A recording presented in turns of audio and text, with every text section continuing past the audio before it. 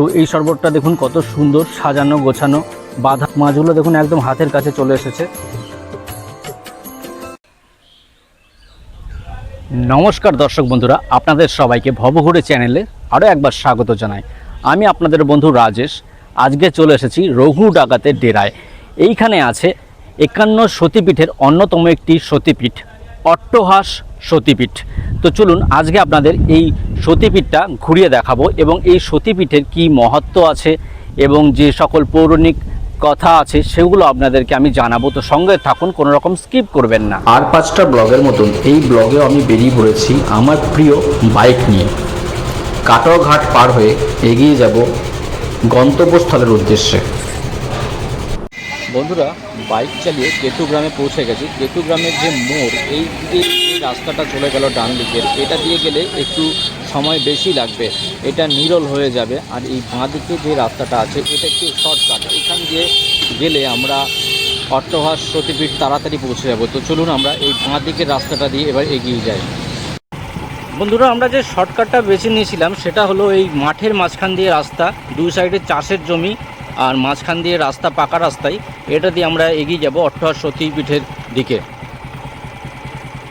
বন্ধুরা, মহাতীর্থ অট্টহাস সতীপীঠে আসতেই প্রথমে আপনাদের চোখের সামনে এরকম একটা শিব পার্বতীর মূর্তি ভেসে আসবে, উঠে আসবে। এইটা হচ্ছে শিব পার্বতীর সেই রূপ যে শিব পার্বতীর মৃত্যুর পর শিব তার দেহ নিয়ে যে তাণ্ডব করেছিল সেই রূপটি এখানে তুলে ধরা হয়েছে। দেখতে পাচ্ছেন আপনারা শিব পার্বতীর একটা সুন্দর একটা মূর্তি, কত বড়।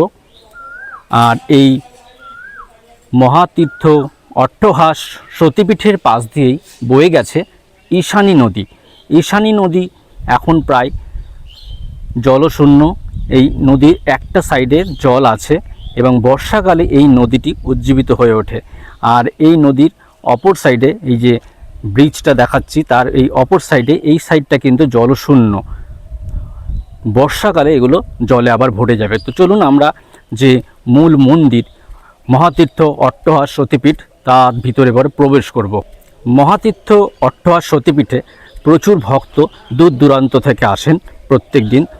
এবং এইখানে আসতে গেলে দেখুন প্রথমেই এরকম যে গেট, যে মন্দিরের যে মূল ফাটক, সেটার ভিতর দিয়ে আপনাদেরকে প্রবেশ করতে হবে। এবং এই মূল যে প্রবেশদ্বার তার পাশেই দুখানা প্রসাদের দোকান আছে। এখান থেকে আপনারা প্রসাদ কিনে আপনারা মায়ের পুজো দিতে পারবেন। এবং এখানে যেই বাটাগুলো আছে সেটা 50 টাকা দিয়ে আপনারা কিনে এখান থেকে আপনারা এই বাটাগুলো নিয়ে গিয়ে মন্দিরে নিয়ে পুজো দিতে পারবেন। তো চলুন এবার আপনাদের মন্দিরের ভিতরটা এবার আমি প্রবেশ করে দেখাই। তো এই যে মন্দিরের যে ভিতরের অংশটা খুবই সুন্দর, নীল শান্ত স্নিগ্ধ পরিবেশ। এই দুই পাশেই গাছ দিয়ে ঘেরা, প্রচুর গাছপালা আছে এখানে। অট্টহাস সতীপীঠে যে মন্দির আছে সেই মন্দিরে প্রবেশ করতে সামনে আপনাদের চোখে পড়বে একটি অতিথি নিবাস। যদি আপনারা দূর দূরান্ত থেকে আসেন এবং ভাবেন যে যদি যে এখানে রাত্রি কাটাবেন, তাহলে সেক্ষেত্রে কিন্তু এখানে একটা অতিথি নিবাসও আপনারা পেয়ে যাবেন। এই অতিথি নিবাসে আপনারা 500 টাকা দিয়ে রুম পেয়ে যাবেন অনায়াসে। মহাতীর্থ অট্টহাস সতীপীঠের সঙ্গে জড়িয়ে আছে অনেক পৌরাণিক কথা এবং লোককথা। শোনা যায় এখানে নাকি রঘু ডাকাত এই মন্দিরে পুজো দিয়ে তারপর ডাকাতি করতে যেতেন। তো বন্ধুরা, এই মন্দিরে যখন আপনারা প্রবেশ করবেন তখন দেখুন এখানে একটি জুতো রাখার স্থান আছে। এইখানে আপনারা এই ঘরে জুতো রাখতে পারবেন সম্পূর্ণ বিনামূল্যে। এবং এখান থেকে ধরুন এই যে মূল যে গেট, ভিতরে আরও একটা গেট আছে। এবার এইখান দিয়ে আপনারা এই ভিতরে প্রবেশ করে যাবেন। এইখান দিয়ে আপনারা প্রবেশ করলেই আপনারা যে মায়ের মন্দির সেই মন্দিরে এসে উপস্থিত হবেন। আপনারা দেখতে পাচ্ছেন এই যে পাশের যে রাস্তাটা, এই রাস্তাটার পাশে কি সুন্দর দেখুন ব্যারিকেড দিয়ে ঘেরা আছে। এগুলো কিন্তু দেখতে বেশ সুন্দর লাগছে। মূল মন্দিরে প্রবেশ করতেই সামনে একটা ভগবান শিব ঠাকুরের একটা মূর্তি আপনারা দেখতে পারবেন।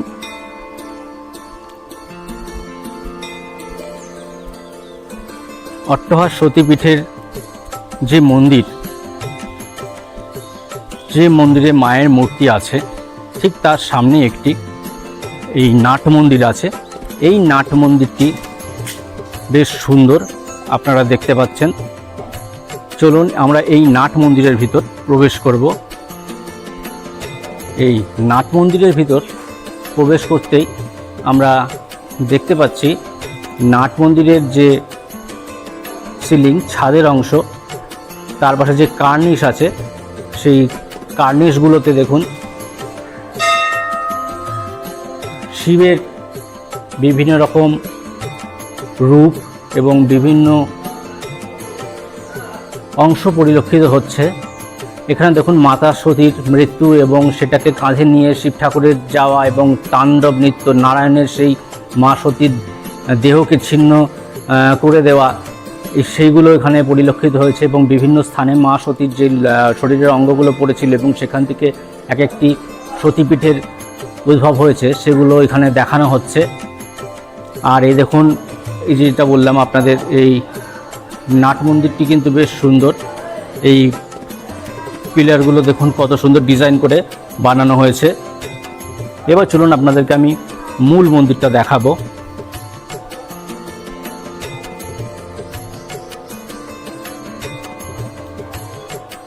অট্টহাস সতীপীঠের যে মূল মন্দির সেটি হলো এটি হচ্ছে পুরনো মন্দির, কিন্তু বর্তমানে দেখুন অট্টহাসের যে সতীপীঠের নতুন করে মন্দির নির্মাণ করা হচ্ছে।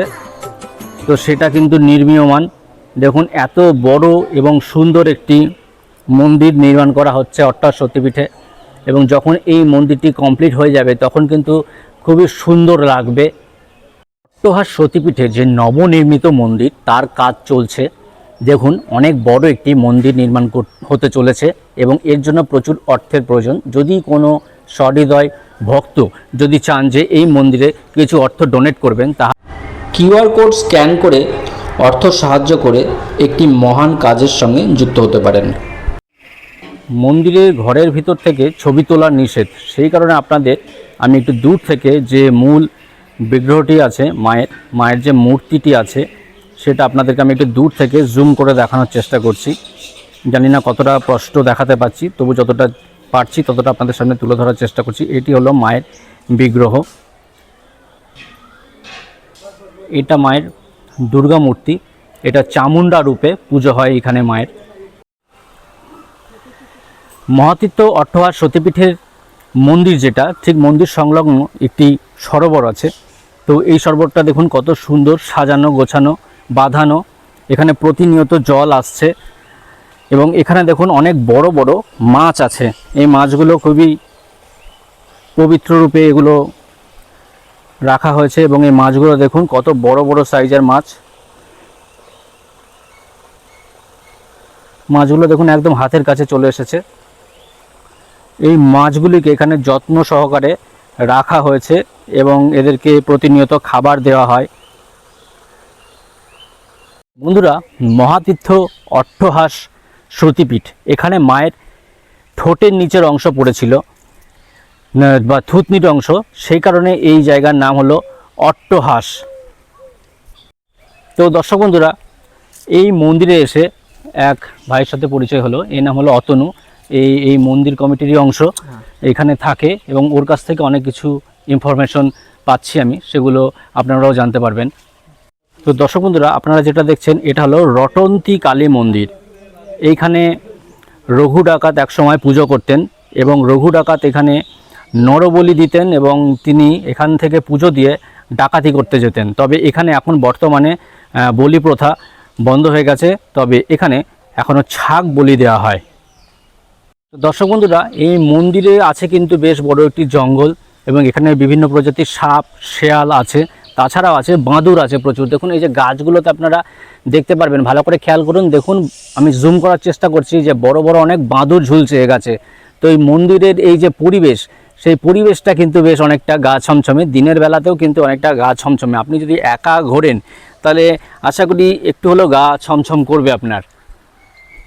বন্ধুরা, আপনারা যদি দূর থেকে এখানে আসেন এবং মহাতীর্থ অট্টহাস সতীপীঠে যদি আপনারা ভাবেন যে দুপুরের খাবারটা খাবেন, তাহলে সেই ব্যবস্থাও আছে। এখানে একটা কুপন সংগ্রহ করতে হবে আপনাকে 50 টাকা দিয়ে, এবং সেই কুপন দিয়ে আপনি দুপুরে এখানকার যে মধ্যাহ্নের যে প্রসাদ সেটা আপনি খেতে পারবেন। তো সেই জন্য আপনাকে 12টার মধ্যে এই কুপনটা সংগ্রহ করতে হবে। তো এইখানে যদি আপনারা দূর থেকে আসেন তাহলে কিন্তু এই ঘরও পেয়ে যাবেন এবং সঙ্গে কিন্তু প্রসাদেরও ব্যবস্থা আছে।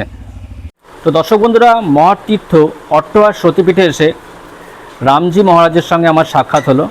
তো ওনার কাছ থেকে এই মন্দির সম্বন্ধে বেশ কিছু গুরুত্বপূর্ণ কথা জেনে নেব। আমরা সকলেই একটা কথা জানি, সতী প্রতিনিন্দা সহ্য করতে পারেনি, তার জন্য দেহত্যাগ করেছিল। আর সে কথাটা শিবের কাছে গিয়ে পৌঁছায়। শিব তখন দিশাহারা হয়ে সতীর দেহ কাঁধে নিয়ে ত্রিভুবন তাণ্ডব নৃত্য করে। সতীর দেহ খণ্ড বিখণ্ড হতে হতে বিষ্ণু সুদর্শন চক্র দ্বারা আমাদের এখানে অট্টহাসে মায়ের অষ্ট করেছে। এখানে কেউ মাকে অধরেশ্বরী বলে ডাকে, কেউ মাকে অট্টেশ্বরী বলেও ডাকে। আর এখানে 12 মাসে 13 পার্বণ লেগেই আছে। আর আমাদের যে দুর্গোৎসব হয় মহাসপ্তমীতে মায়ের ঘট ভরে নিয়ে আসা হয়। 4 দিন ধরে দুর্গাপুজো মতো পুজো করা হয়। আর দোল পূর্ণিমা হচ্ছে আমাদের বার্ষিক উৎসব। আর প্রত্যেক অমাবস্যায় আমাদের হোম যজ্ঞ অনুষ্ঠান হয় বিশ্ব শান্তির উদ্দেশ্যে। আর দোল পূর্ণিমায় আমাদের হয় বাৎসরিক একটা আড়ম্বর সহকারে পুজো পাঠ, কবিগান, কীর্তন, নরনারায়ণ সেবা এসব হয়। আর আমাদের রটন্দি কালী মন্দির আছে, রটন্দি কালী পুজো হয় কৃষ্ণা চতুর্দশীতে মাঘ মাসে। একটা প্রশ্ন, যে এই মন্দিরটি কত বছর পুরনো? এটা সতীপীঠ, যেহেতু এটা বেলুড় মঠ কত সালে তৈরি হয়েছিল এটা সবাই বলতে পারবে, চৈতন্য মহাপ্রভু মঠ কত সালে তৈরি হয়েছে এটা বলতে পারবে। এটা কিন্তু সেভাবে দিন সন তারিখ কেউ বলতে পারবে না।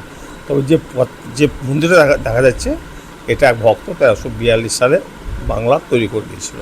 এখন নতুন মন্দির সংস্কার করা হচ্ছে, এটা পুরোপুরি ভক্তদের দানে। হ্যাঁ, এই ভক্ত দানের উপর একটা বড় মন্দির একটা তৈরি করা হচ্ছে।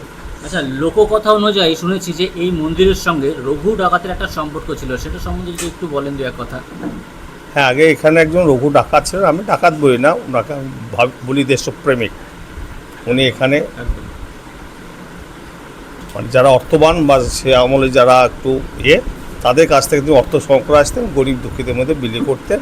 তার আগে মায়ের এখানে পুজো পাঠ করে যেতেন। রঘু ডাকাতের যেটা আস্তানা সেটা আমাদের পেছনে রটন্দি কালী মন্দির আছে, ওইটাকে রঘু ডাকাতের কালী বলা হয়। ঠিক আছে, এটা তো বাংলা টাকাতে পাওয়া যাবে, নানান বই পাওয়া যাবে। হ্যাঁ, এবার রঘু ডাকাতে একটা গল্প আছে, এটা রঘু ডাকাতে আস্তে আস্তে এটা ব্রিটিশ যুগে। ঠিক আছে, এই সেবা প্রাচীন একটা মূর্তি আছে, 1500 বছরের প্রাচীন মূর্তি আছে। হ্যাঁ, এটা পাল যুগের মূর্তি। এখন এটা কলকাতায় আছে বঙ্গীয় সাহিত্য পরিষদে। ঠিক আছে, প্রত্যেকে আমার শুভেচ্ছা থাকলো, সবাই আনন্দে থাকবে, সবাই শান্তিতে থাকবে, সবাইকে আহ্বান করা থাকবে, সবাই আসবে। অনেক অনেক ধন্যবাদ আপনাকে। তো বন্ধুরা, আপনারা যে মূর্তিটা দেখছেন এটা 1500 বছর পুরনো মূর্তি। এটা হলো তন্ত্র চামুণ্ডা মূর্তি। আর বর্তমানে মন্দিরে এলে আপনারা যে মূর্তিটি দেখতে পারবেন এটি হলো দশভুজা মূর্তি।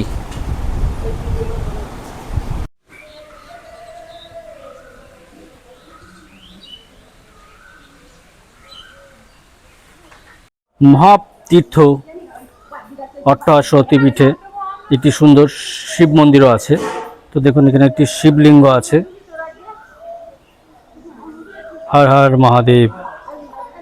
বন্ধুরা, এটা হলো ভোগঘর প্রবেশ পথ। তো যে কুপনটা কেটেছিলাম সেটা নিয়ে এবার ভোগঘরে ঢুকে বললাম।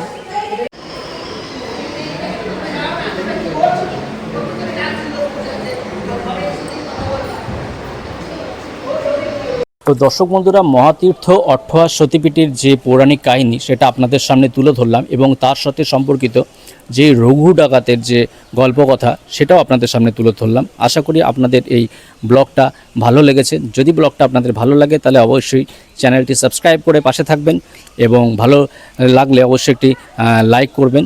তো যাই হোক, পরবর্তী ব্লগে খুব তাড়াতাড়ি দেখা হচ্ছে। ভালো থাকুন, সুস্থ থাকুন, আর ভিডিওটা সম্পূর্ণ দেখার জন্য অনেক অনেক ধন্যবাদ।